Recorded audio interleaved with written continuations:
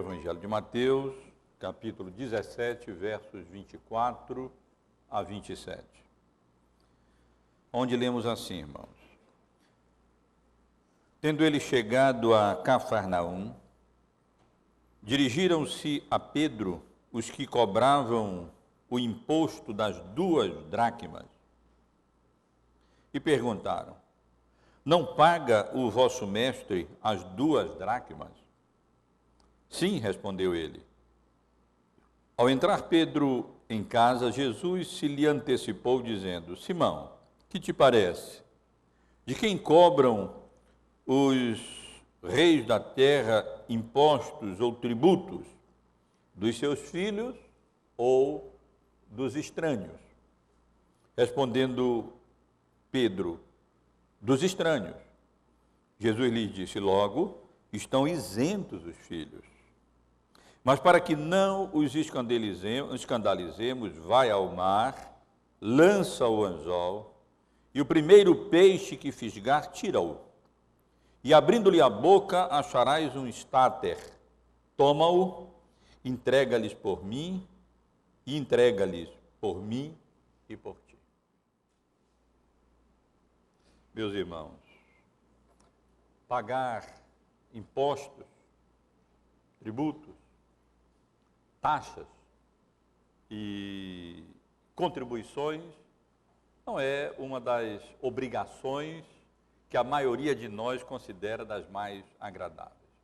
Estamos numa época em que aqueles que ainda não entregaram o seu imposto de renda provavelmente estão exatamente realizando essa tarefa para assim pagar apenas esse imposto. E essa não é uma das atividades mais agradáveis para a maioria de nós, especialmente quando não vemos o retorno devido dos impostos que nós pagamos, e no Brasil não são poucos, não, são muitos, são dezenas de impostos, taxas, contribuições, e não percebemos o retorno em troca, é claro, desses impostos e tributos que são pagos, em termos de segurança pública, em termos de saúde, de infraestrutura no país e assim por diante. E se torna menos agradável ainda essa obrigação quando ouvimos acerca do mau uso dos tributos pagos e da corrupção muito frequente na utilização desses recursos pelas autoridades públicas que deveriam utilizar essas finanças de maneira sábia, de maneira correta, adequada, para o bem da nação, para o bem do povo, para o bem dos nossos cidadãos. Mas ainda assim, meus irmãos, a Bíblia deixa absolutamente claro que o pagamento de impostos é um dever do crente. O Senhor Jesus mesmo, no capítulo 22 do Evangelho de Mateus, ele deixa muito claro o nosso dever acerca disso. Diz o texto que, no versículo 15 do capítulo 22, que retirando-se os fariseus, consultaram entre si como o surpreenderiam em alguma palavra. E enviando-lhe discípulos, perguntaram, juntamente com os herodianos, para dizer-lhe: Mestre, sabemos que és verdadeiro e que ensinas o caminho de Deus de acordo com a verdade, sem te importares com quem quer que seja, porque não olhas a aparência dos homens. Dize-nos, pois, que te parece? Usando a mesma expressão que Jesus utilizou se dirigindo a Pedro. Que te parece, Pedro? Que te parece, é lícito pagar tributo a César ou não? Jesus, porém, conhecendo-lhes a malícia, respondeu: por que me experimentais, hipócritas? Mostra-me a moeda do tributo. Trouxeram-lhe um denário, e ele lhe perguntou: de quem é esta efígie e inscrição? Responderam: de César. Então lhes disse: dai a César o que é de César e a Deus o que é de Deus. E o apóstolo Paulo desenvolve essa responsabilidade do crente em uma passagem muito conhecida e que se encontra na sua carta dirigida aos Romanos, no capítulo 13. Nos 7 primeiros versículos dessa carta, o apóstolo Paulo aborda exatamente a questão do governo civil, da necessidade de sermos submissos e obedientes ao governo civil, e inclusive a necessidade de pagarmos tributos, impostos. Dizendo assim: todo homem esteja sujeito às autoridades superiores, porque não há autoridade que não proceda de Deus, e as autoridades que existem foram por ele instituídas.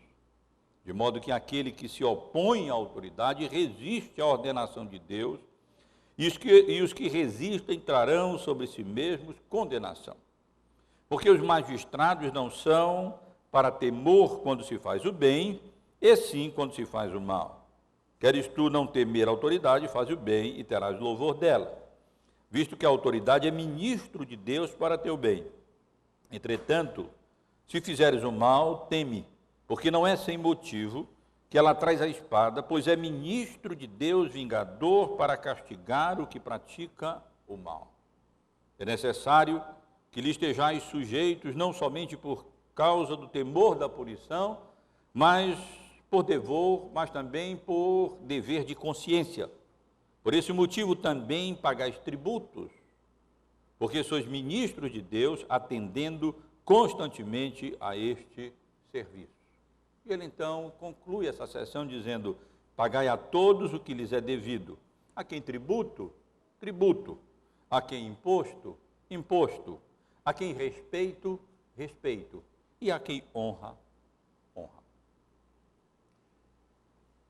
Mas quando nós lemos acerca do ensino bíblico, a respeito do nosso dever como crentes, de sermos obedientes e prestarmos respeito à autoridade civil e pagarmos os nossos impostos, com base em passagens bíblicas como essas, é comum que alguém se pergunte: sim, evidentemente que Paulo nos ensina isso, Jesus nos ensina isso, mas eles pressupõem, como Paulo deixa claro, que as autoridades são ministros de Deus para o bem, para punirem aqueles que praticam o mal e a iniquidade, para recompensarem aqueles que praticam o bem.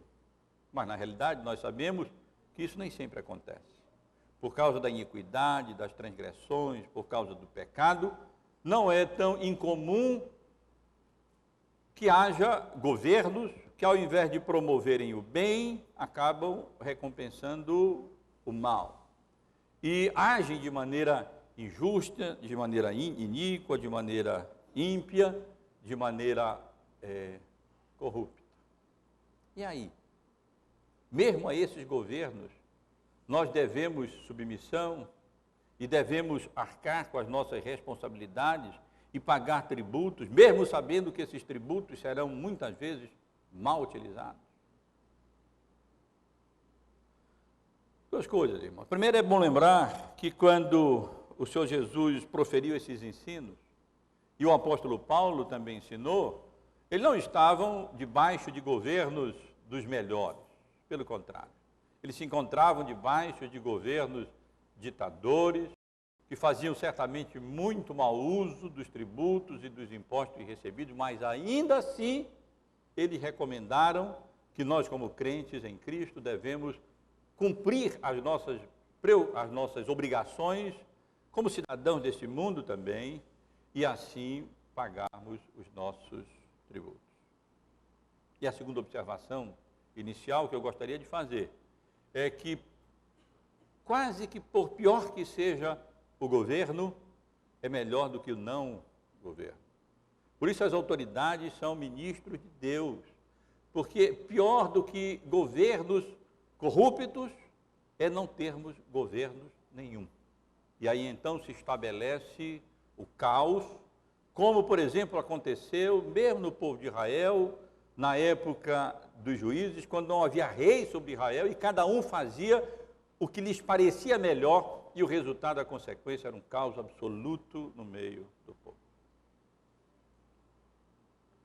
Mas vamos, irmãos, com a graça de Deus, considerar um pouco a passagem que temos diante de nós. Mas antes disso, eu chamo a atenção dos irmãos para o contexto em que nós nos encontramos. Nos domingos anteriores, estivemos juntos considerando a transfiguração de Jesus, na primeira parte desse capítulo 17, que estamos agora concluindo o estudo.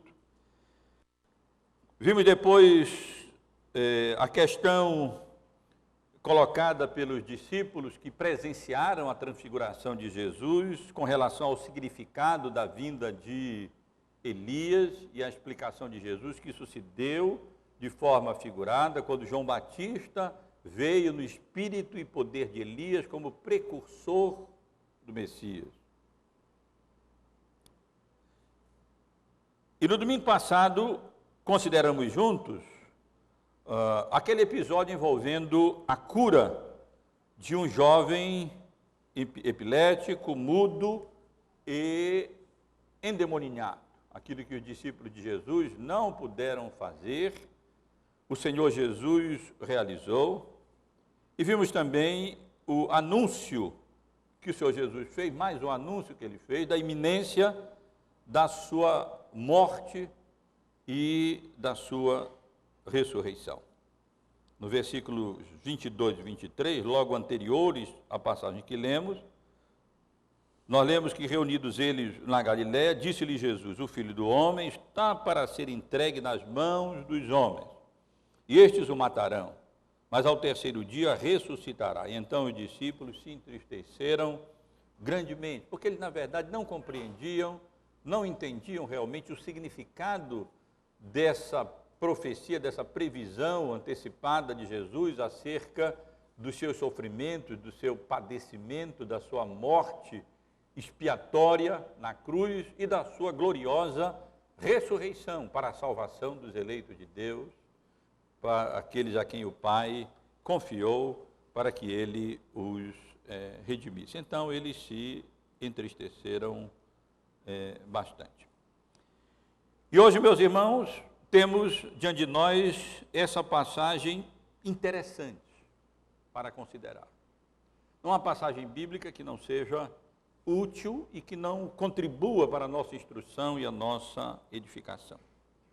É um episódio que nos chama a atenção pelo fato de ter sido relatado apenas por Mateus, nem Marcos, nem Lucas, nem João. Mas também não é difícil a gente adivinhar por quê, não é? Que um publicano, um coletor de impostos, tenha tido interesse de registrar esse episódio relacionado exatamente à sua função e ao seu ofício realizado quando o Senhor Jesus chamou. E, portanto, é razoável que Mateus, o coletor de impostos, se interessasse e, inspirado pelo Espírito Santo, registrasse esse episódio para a edificação dos seus ouvintes. É o episódio da cobrança e do pagamento do imposto das 2 dracmas por Jesus e o seu diálogo com Pedro sobre a questão, sobre o assunto. Então eu chamo a atenção dos irmãos para essa passagem, peço que os irmãos mantenham a Bíblia aberta para que possamos considerá-la um pouco melhor, com o intuito de extrairmos daqui, compreendermos melhor o texto, solucionarmos algumas possíveis dúvidas e assim extrairmos daqui também algumas lições para a nossa instrução e a nossa edificação. E isso sob o tema da pergunta que o Senhor Jesus faz aqui a Pedro, o que te parece?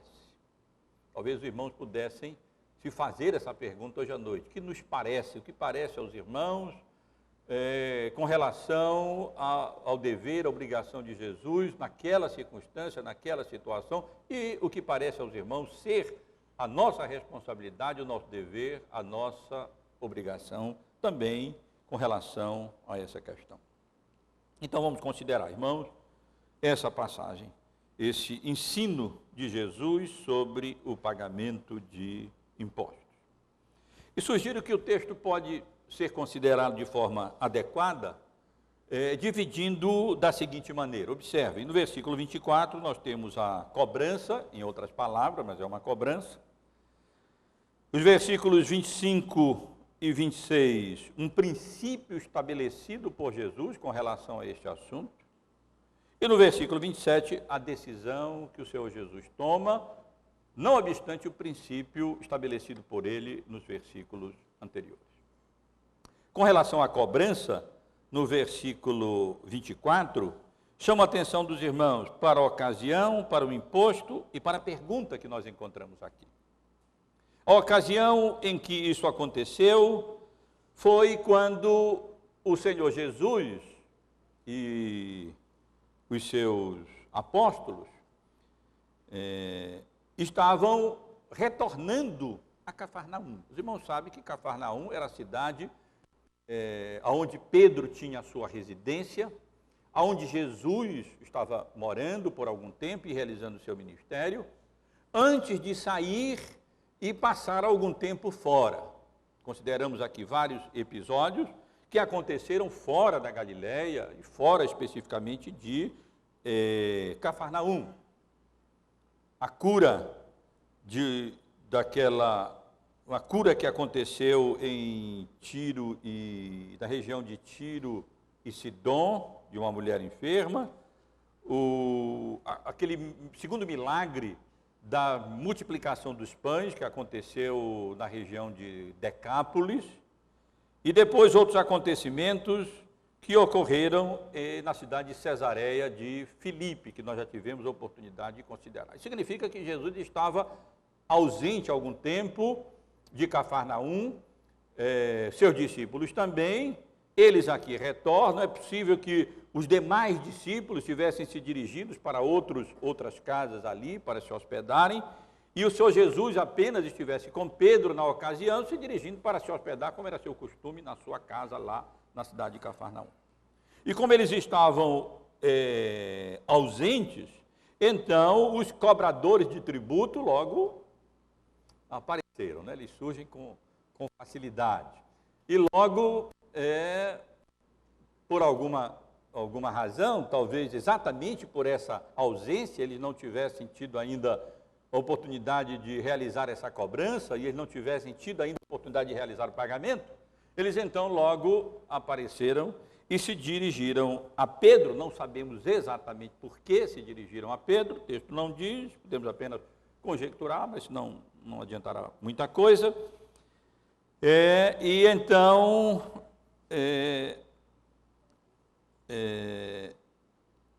temos aqui, nesse versículo 24, a referência a esse imposto. Tendo ele chegado a Cafarnaum, dirigiram-se a Pedro os que cobravam o imposto das 2 dracmas. Um esclarecimento com relação a esse imposto. Na realidade, não era um imposto civil. Não. Esse não era um imposto pago nem ao imperador, nem a Roma, nem a Herodes. Na realidade, trata-se de uma contribuição religiosa. Esse era o imposto pago, ou uma taxa, ou uma contribuição paga pelos judeus, na realidade, por cada homem, a partir dos 20 anos de idade, quando era realizado um censo, ou era realizado um censo em Israel, para a manutenção dos trabalhos no templo. Como vimos aqui, o imposto tornou-se conhecido como o imposto das 2 dracmas. O imposto das 2 dracmas era o equivalente no dinheiro ali da Palestina, dinheiro grego, ao denário romano. E uma dracma, a grosso modo, equivalia a um dia de trabalho de um jornaleiro, de um trabalhador, de um diarista. Um dia de trabalho de um diarista na época, a grosso modo. Quer dizer, até que não era grande coisa, né? Então, 2 dracmas, 2 dias de trabalho. No Brasil, calcula-se que o cidadão, em geral, em média, paga cerca de 40% do seu salário em impostos diretos e impostos indiretos, embutidos nos preços dos produtos que nós adquirimos e consumimos e utilizamos. Então, até que esse tributo não era lá muito grande, não. Como nós vamos ver, cabia lá na boca de um peixe. Para pagar o nosso tributo tinha que ser um filhote e tanto, né? Um peixe grande mesmo para poder aí arcar com as nossas responsabilidades. Bem que a gente gostaria dessa solução, mas ela não está sempre disponível para nós. Mas o fato, irmãos, é que esse era um tributo regularmente cobrado dos homens a partir dos 20 anos de idade e para a manutenção do trabalho religioso no templo. Os irmãos quiserem conhecer um pouco mais acerca do pano de fundo desse tributo, terão que ir lá para o livro de Êxodo, no capítulo 20, a partir do versículo 11, aonde nós lemos exatamente a respeito desse tributo. É claro que a moeda aqui é diferente, mencionada na época, mas é esse o tributo referido aqui em Êxodo, no capítulo 30, que era chamado então, no Novo Testamento, como tributo, imposto, a taxa, a contribuição das 2 dracmas, segundo os historiadores e outras obras históricas com referência a esse período do Novo Testamento. E aqui nós lemos que disse mais o Senhor a Moisés: quando fizerem recenseamento dos filhos de Israel, cada um deles dará ao Senhor o resgate de si próprio, quando os contares, para que não haja entre eles praga nenhuma quando os arrolares. Todo aquele que passar ao arrolamento dará isto, metade de um ciclo, segundo o ciclo do santuário. Este ciclo é de 20 geras.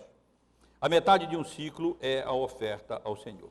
Qualquer que entrar no arrolamento de 20 anos para cima, dará a oferta ao Senhor. O rico não dará mais do que meio ciclo, nem o pobre menos, quando derem a oferta ao Senhor para fazer-lhes expiação pela vossa alma.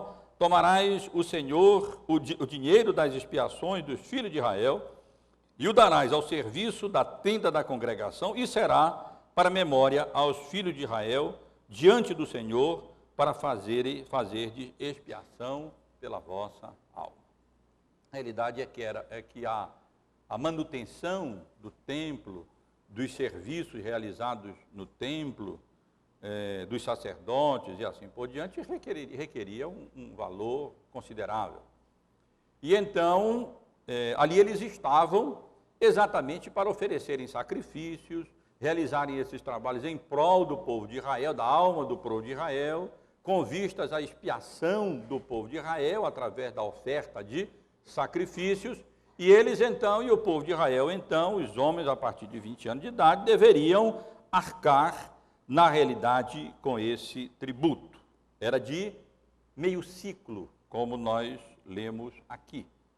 O ciclo equivale a um stater, que é a moeda que foi encontrada na boca de um peixe. E o stater equivalia a 4 dracmas. Como o imposto era de 2 dracmas, então um stater dava para pagar as 4 dracmas referentes às 2 dracmas de Jesus e às 2 dracmas de Pedro.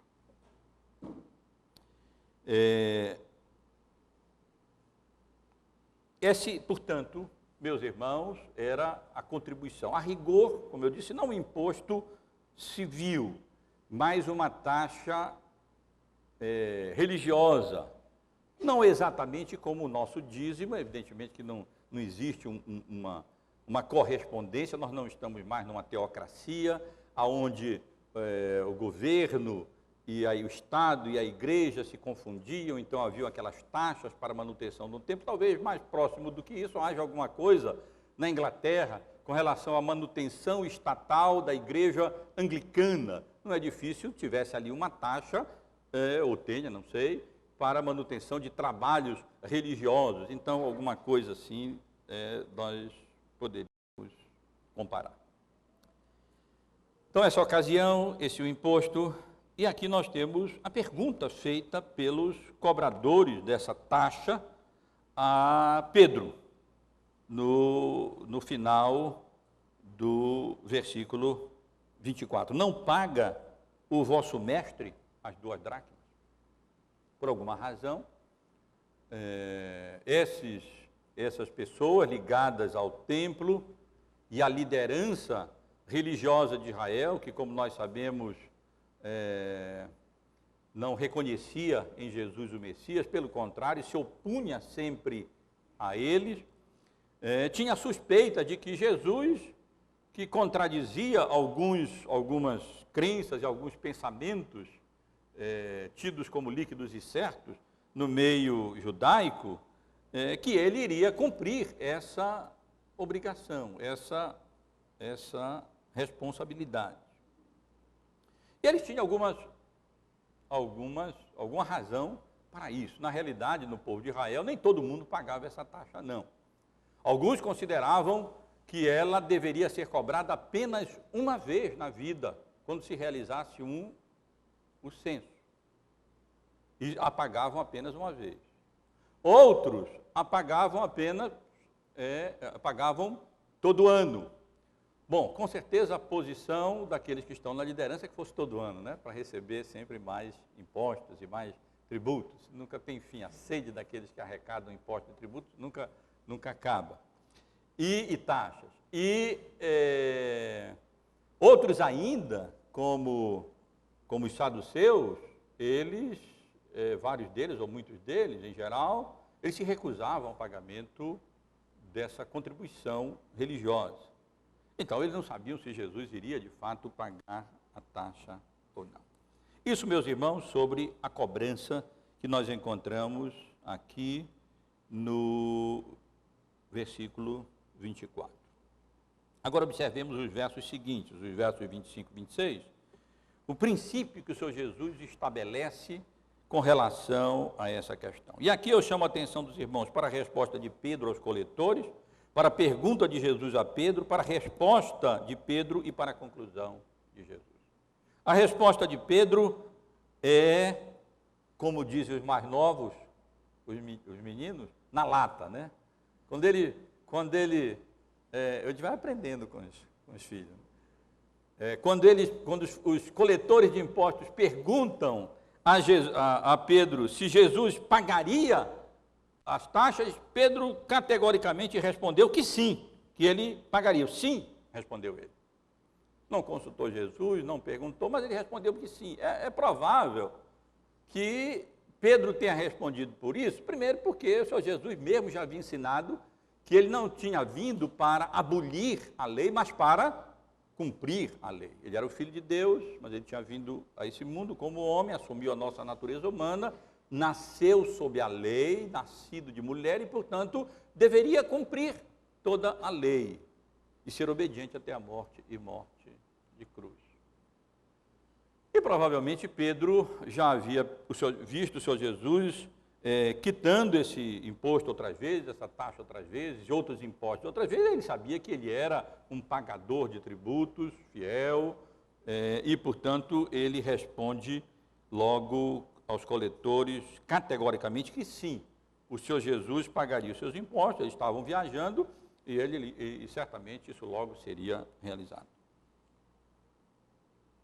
Logo a seguir, na segunda parte do versículo 25, quando Pedro chega em casa, lá estava o Senhor Jesus, e o Senhor Jesus se adianta a Pedro, já tendo conhecimento do que havia acontecido. Ele conhece todas as coisas, até os tributos, até essas coisas todas, né? Tudo isso o Senhor Jesus vê e conhece tudo. E ao entrar Pedro, Jesus se lhe antecipou dizendo: Simão, o que te parece? A pergunta que tomamos como tema para a nossa mensagem. O que te parece? De quem cobram os reis da terra impostos ou tributos? Dos seus filhos ou dos estranhos.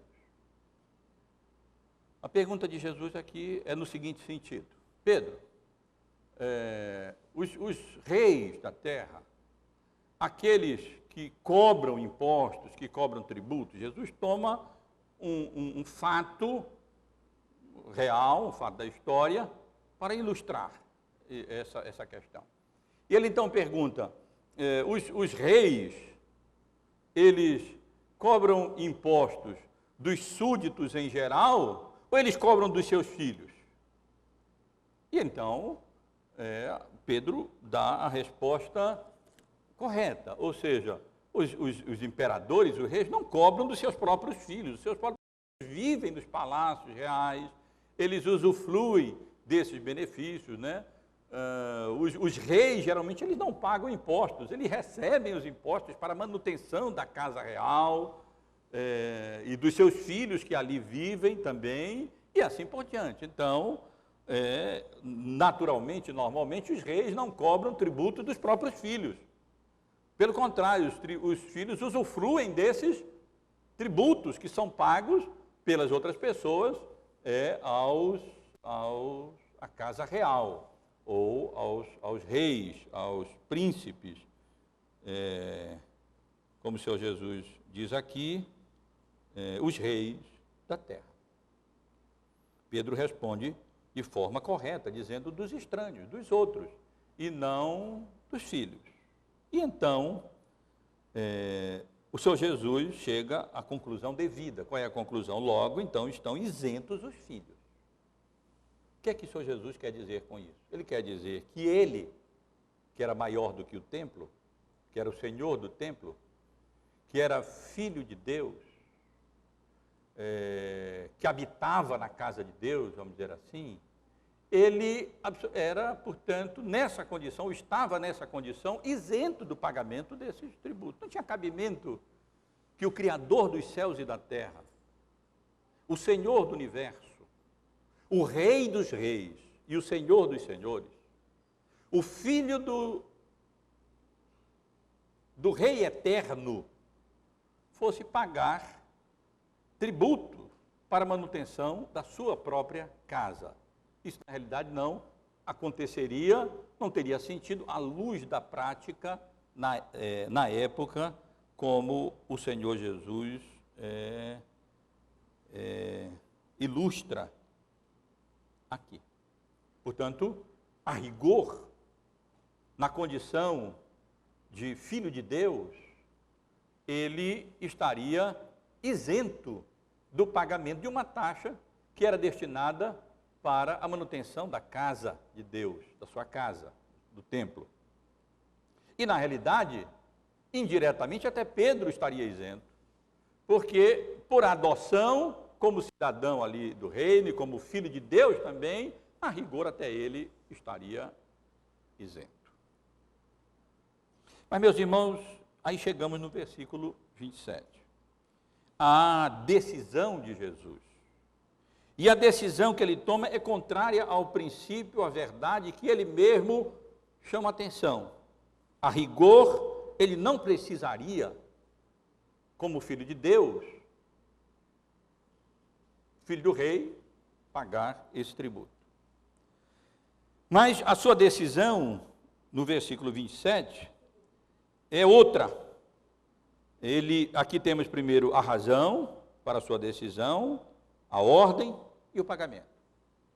A razão da sua decisão é para evitar escândalos, é para evitar tropeços, é para evitar que ser um empecilho se ele não pagasse aquele tributo, que a rigor ele não precisaria pagar na condição de filho de Deus.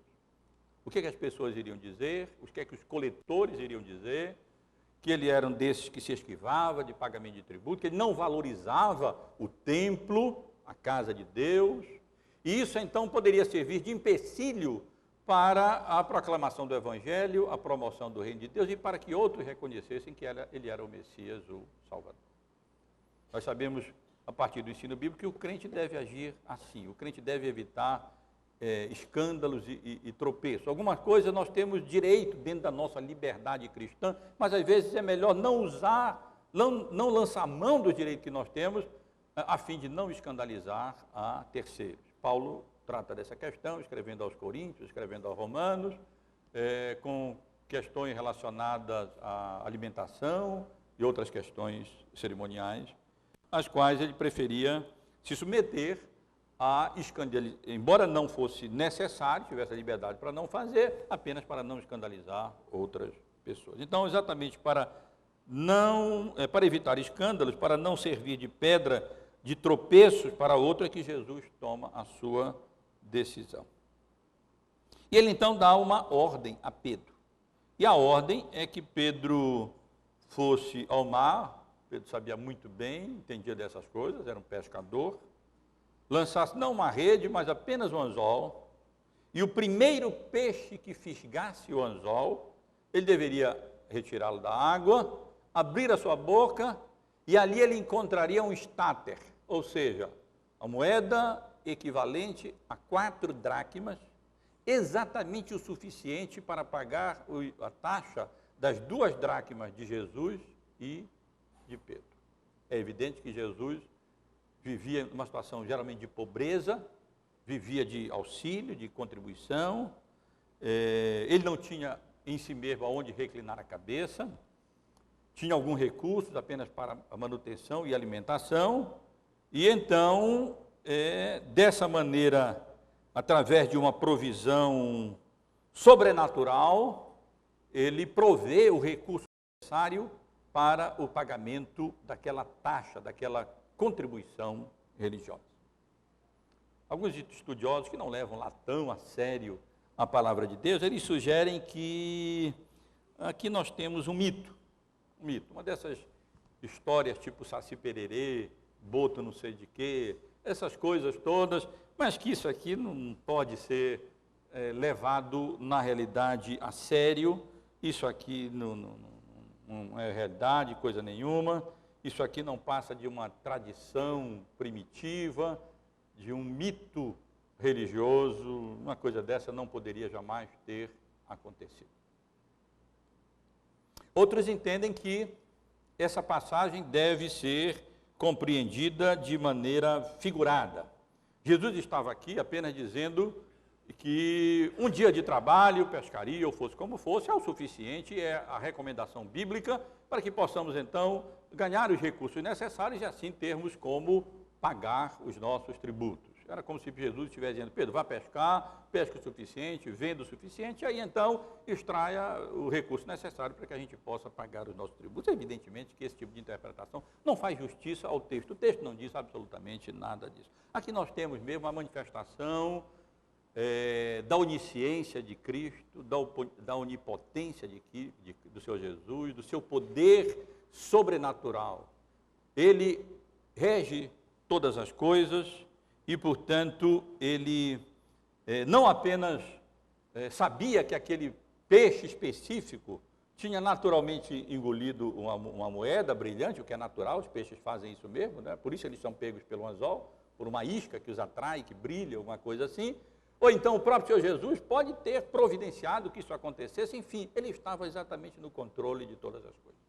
A Bíblia ensina que não cai um fio de cabelo da cabeça do crente que não esteja debaixo da supervisão e do controle soberano daquele que governa os céus e a terra.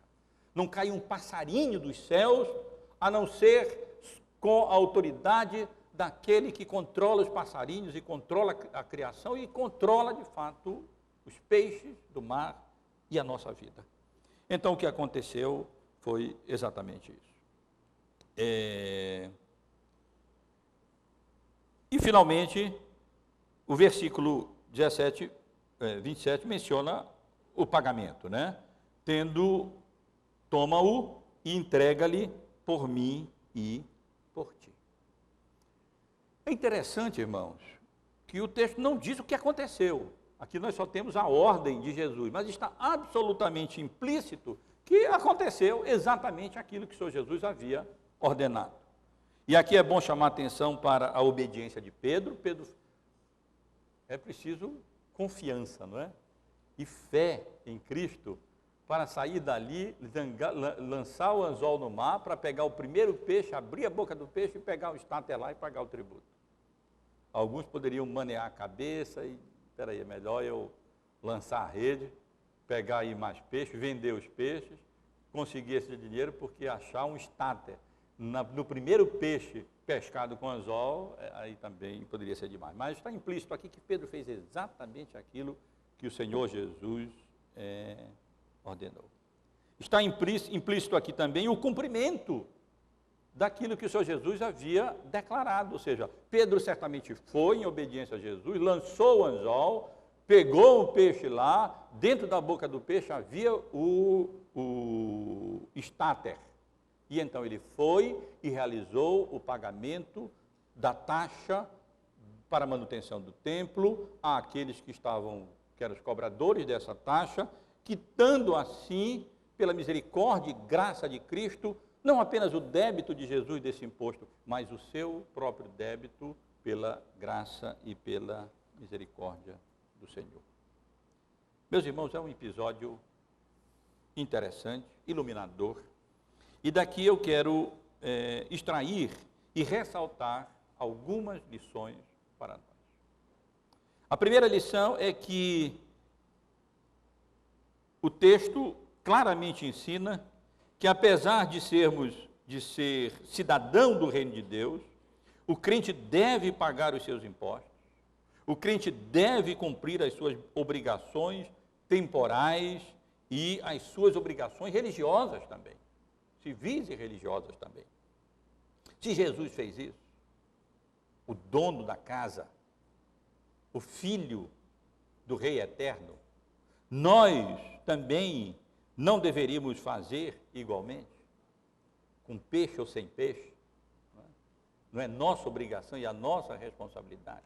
É claro que não podemos esperar uma provisão extraordinária dentro da providência de Deus para conosco nesse sentido. Seria tolice nós agora começarmos a ir ali para o Cais do Porto, lançar o anzol na expectativa de, então, crendo nessa passagem, daí nós vamos receber o dinheiro necessário para os nossos impostos e o nosso tributo. Evidentemente que o texto não nos ensina coisa parecida. Mas o texto nos ensina, sim, que o Senhor supre as nossas necessidades na justa medida.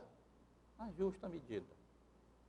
Aquilo que é necessário fazer e que é preciso ser feito, se nós confiarmos neles, formos diligentes e trabalhadores, dentro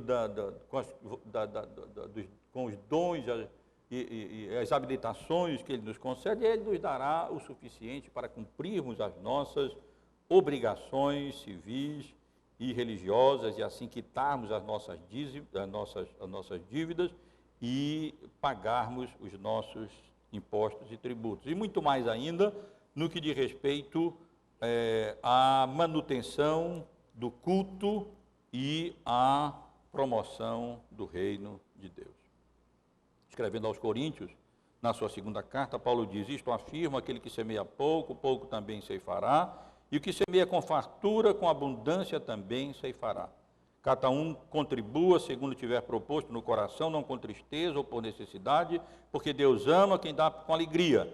Deus pode fazer-vos abundar em toda graça, a fim de que, tendo sempre em tudo ampla suficiência, superabundeis em toda a boa obra.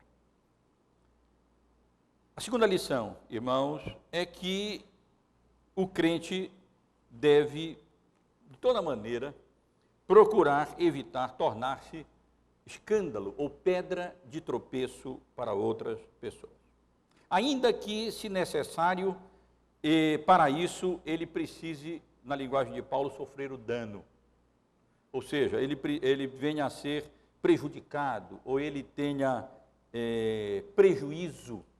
Muitas vezes é melhor não lançarmos mão de um direito legítimo, de uma liberdade legítima, para nós não escandalizarmos a outros. Esse é um ensino claro do apóstolo Paulo, tanto na carta aos Romanos, como na sua carta à igreja de Corinto. Uma coisa é certa: Deus nos recompensará. Nesta vida ou noutra vida, Ele recompensa aqueles que são fiéis a Ele, que cumprem as suas obrigações, e inclusive preferem sofrer o dano do que se envolverem em contendas, especialmente entre irmãos com irmãos. É melhor, Paulo orienta, sofrer o dano, porque só o haver entre nós contenda já é completa derrota, diz ele, e portanto o exemplo de Jesus deve ser assim seguido por nós aqui. Às vezes podemos até ter liberdade, mas nós não vamos usar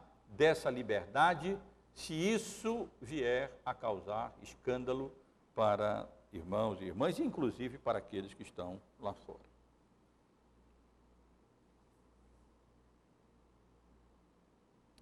Outra lição, irmãos, que o texto nos comunica é que os atributos divinos de Jesus, eles acabam aqui e ali transparecendo mesmo no seu estado de humilhação.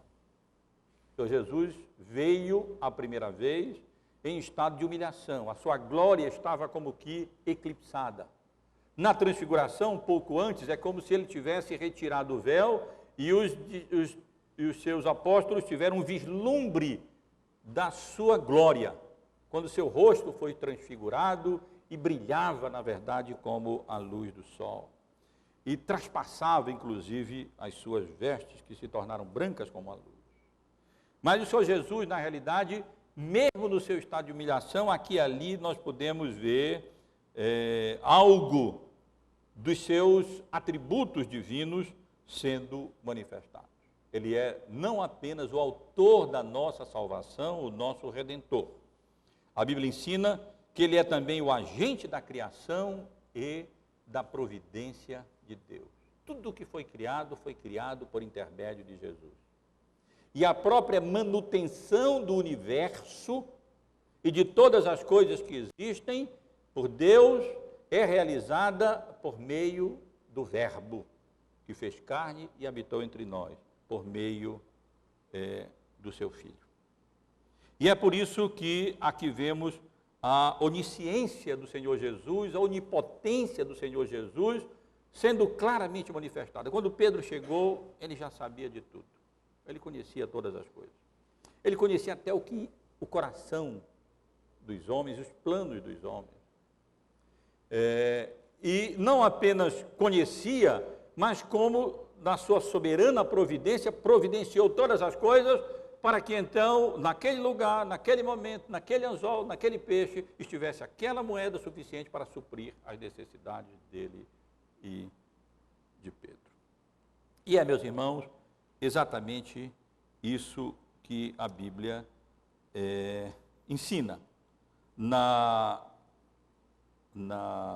carta de Paulo aos Colossenses, no capítulo 1, a partir do versículo 13, nós lemos que ele nos libertou, ou seja, Deus nos libertou do império das trevas e nos transportou para o reino do Filho do seu amor, no qual temos a redenção, a remissão dos pecados. Ele é a imagem do Deus invisível, o primogênito de toda a criação. No verso 16, pois nele foram criadas todas as coisas, nos céus e na terra, as visíveis e as invisíveis, sejam tronos, sejam soberanias, quer principados, quer potestades, tudo foi criado por meio dele e para ele. E ainda o verso 17, ele é antes de todas as coisas, nele tudo subsiste em Cristo.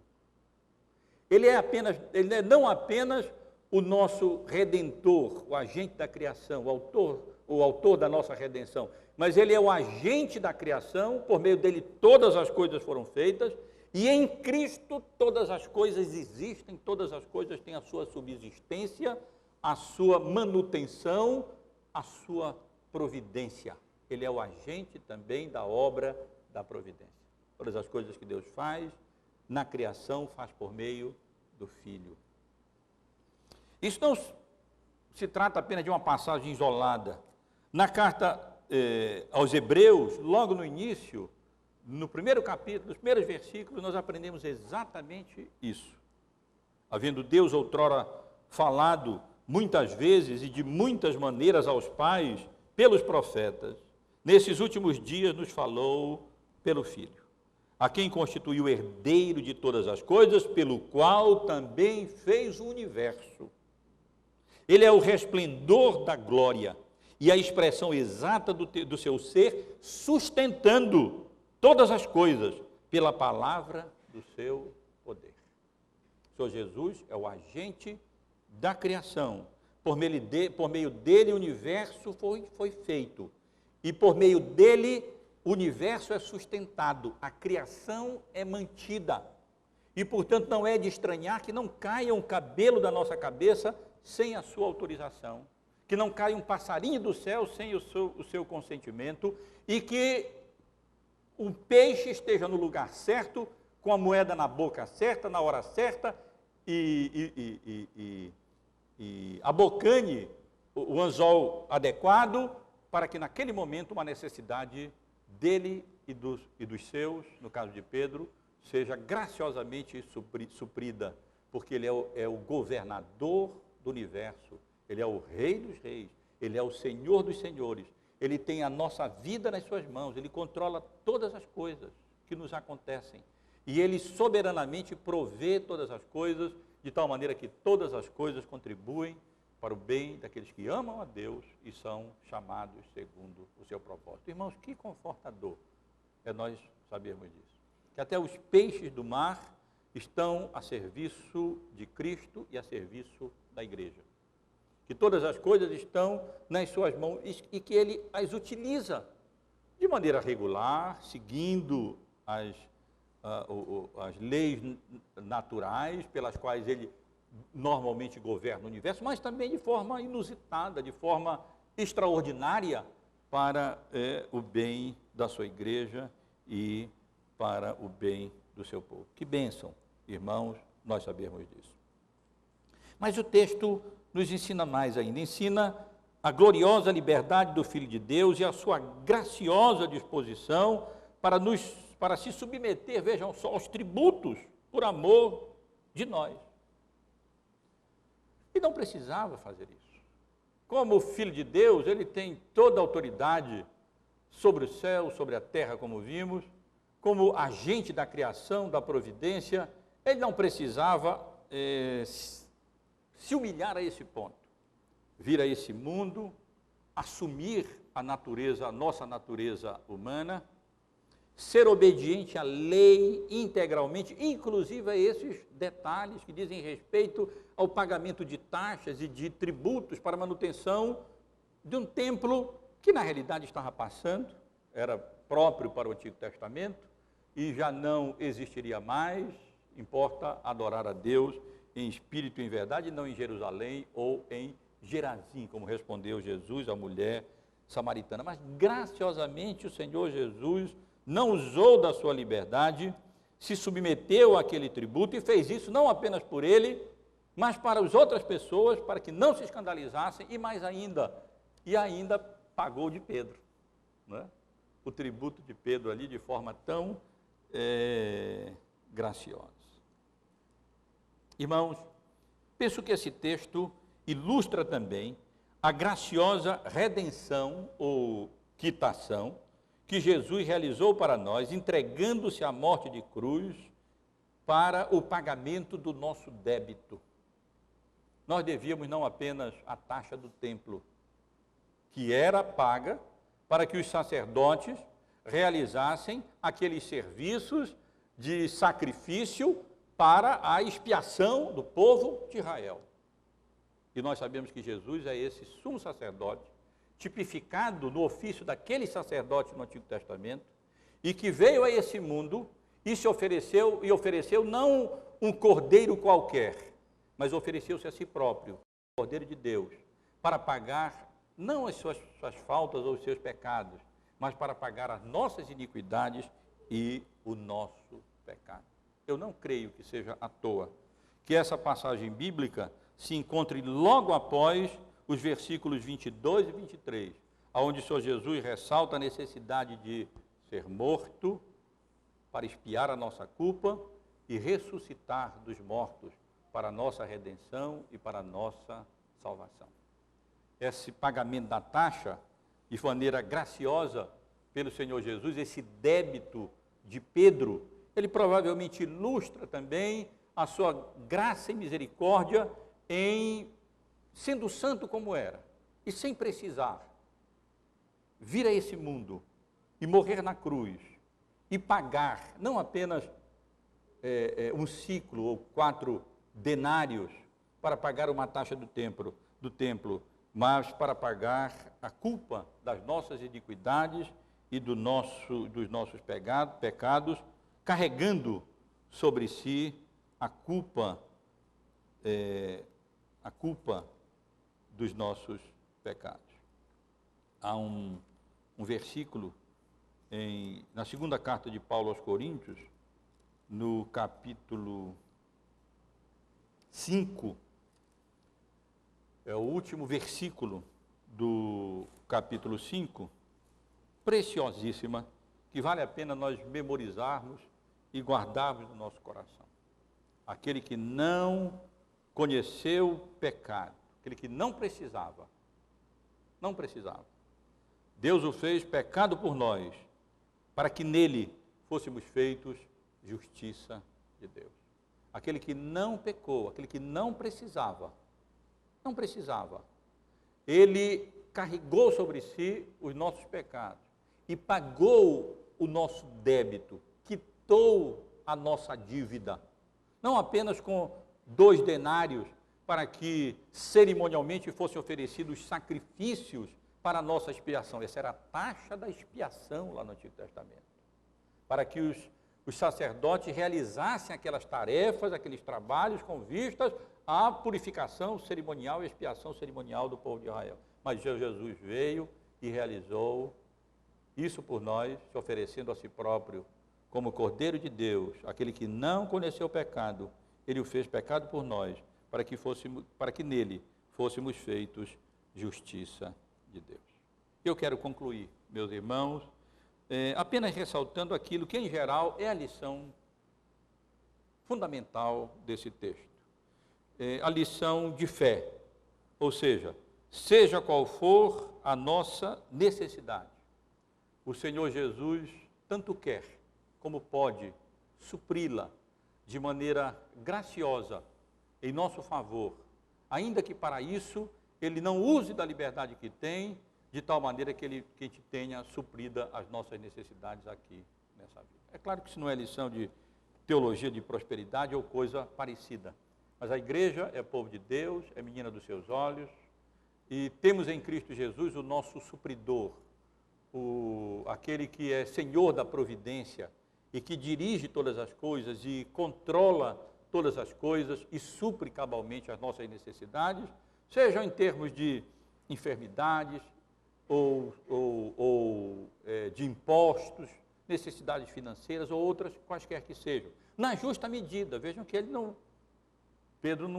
não pegou um peixão cheio de estáter para poder pagar o imposto e ainda ficar com um bom dinheirão na mão. Não, o Senhor normalmente age assim conosco, Ele nos dá apenas aquilo que nós precisamos na justa medida, a medida que vamos precisando, exatamente para que o nosso coração não reaja como aquele fazendeiro rico, que tendo tido uma colheita enorme, disse: eu vou construir mais celeiros, vou dizer para a minha alma, te regala e aproveita, não precisa depender de mais nada, está satisfeito, ganhei na loteria, então não tem mais problema de nada. Meus irmãos, não é assim. Nós precisamos depender de Deus a cada momento, a cada instante, e a cada instante, então, se confiarmos nele, depositarmos a nossa confiança, formos diligentes nas vocações para as quais Deus nos deu, Ele suprirá as nossas necessidades na justa medida daquilo que é bom para o nosso coração e também para a nossa alma. Obrigado por assistir o vídeo até o final. Além de curtir e compartilhar o vídeo, considere se inscrever no canal.